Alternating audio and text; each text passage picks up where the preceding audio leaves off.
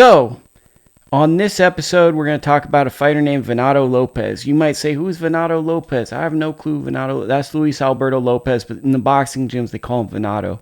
And he's earned his respect. He's taking on Joet Gonzalez this weekend. I could preview the fight, but I actually have a great preview show lined up for you. So go into the podcast and you can hear that.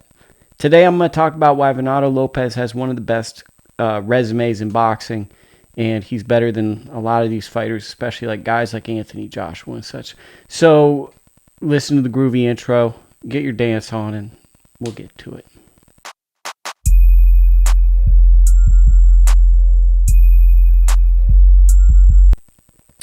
So Venado Lopez is a B-side guy, right? He's got a style only a mother can love. He's got big wins. He beat Christian Baez, who was signed by Golden Boy Promotions. He beat Gabriel Flores. He beat Andy Vences. He beat Isaac Lowe. He beat Josh Warrington. He recently beat Michael Conlon. He beats a lot of different people. And even when he's a world champion, he's going to Belfast. He's going to Josh Warrington's hometown, which I have no clue where it is. Leeds Warrior, wherever Leeds is. And he's going in as the B-side. And what that means is he's the person with no promotional muscle. He's the person with no advantages. He's the person that boxing is supposed to use and abuse. He's the guy that comes in. He's got an ugly, aggressive style that in theory should be outboxed. He comes in the opponent's corner, and he consistently overpowers and overwhelms his opponents. Why is this so impressive in the modern era? Because guys don't take real fights for the most part. Some guys take real fights, right? But the level of self-belief in the modern boxing generation is very low. Since Floyd Mayweather, we've had an era of people that are boxing businessmen that want to make as much capital without understanding where they stand as a fighter. We condemn fighters for losing rather than having fighters applauding them for taking extreme risks. Everything is backward, and it's made boxing, it's hurt boxing, honestly, over the last 13 to 15 years, because the people that take risks now get mocked and belittled, because there's been basically 2 generations of people learning how to talk in a language to belittle fighters who take real risk, take real fights as, oh man, they're stupid, they don't know the business of boxing. A guy like Venado Lopez, every fight he has taken, for the most part, even his loss to Ruben Villa on Showbox, is, oh man, you're stupid, you shouldn't take that fight. Every fight is a fight where people look at him and go, man, what's this guy doing? There's no rhyme or reason into it. What's the upside for him? He's being brought in for that. And now he's worked himself into a world champion. He's signed a top rank.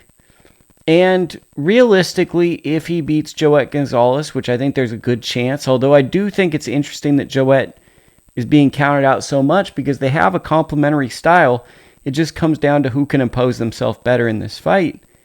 I think realistically there's a chance that he vacates his title because the Robeisy Ramirez, I've already seen that he's kind of poo-pooing the fight with Robeisy Ramirez, which tells me he kind of knows what that fight would probably look like.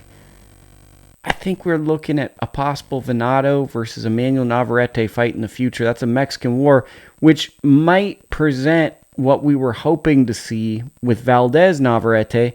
That was sold as an action fight, and it was exciting to a certain degree. Navarrete, once again, has a style only a mother can love. It was really a one-sided fight. It was a one-sided fight with moments of action, but it was not that all-time classic Mexican war that I think many of us were hoping we would get with that fight. So Venado, possibly with a win here, could put himself into a fight like that, because it seems like with Navarrete's reckless and sometimes clumsy style, fighting up and down to competition, seems like he's a guy that could possibly end up in a fight of the year, because he's just flawed enough to have one of his flaws lead to a very exciting fight. But I wanted to take this moment to talk about Luis Alberto Lopez, who's better known as Venado, because he's done something that we rarely applaud in boxing. He's taken the hard fights. He's become a world champion through B-side fights and his belief with his management team and his close friend who works with him. And there was a sheer belief in his talent, and they did it.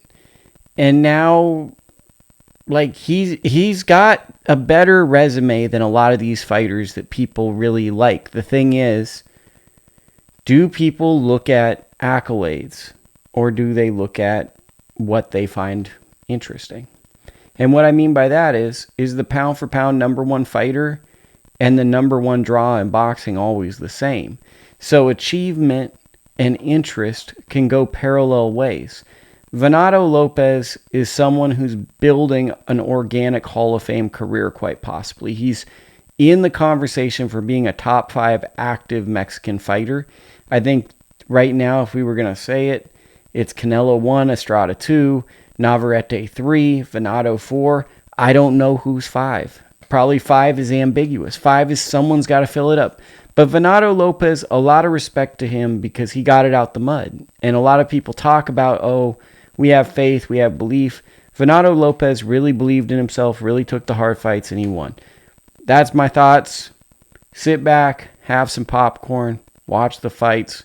Blue collar boxing weekend, Mexican boxing weekend. We also have William Zepeda fighting as well on 2 different networks. So Friday ESPN, Saturday DAZN. Enjoy your weekend. I'm out. So this is tape delayed. So if someone did something crazy, I can't speak on it. It's probably going to be an emergency pod. Subscribe to the channel. Hit the thumbs up. Support. Tell a friend to tell a friend. And let me know what you think about this.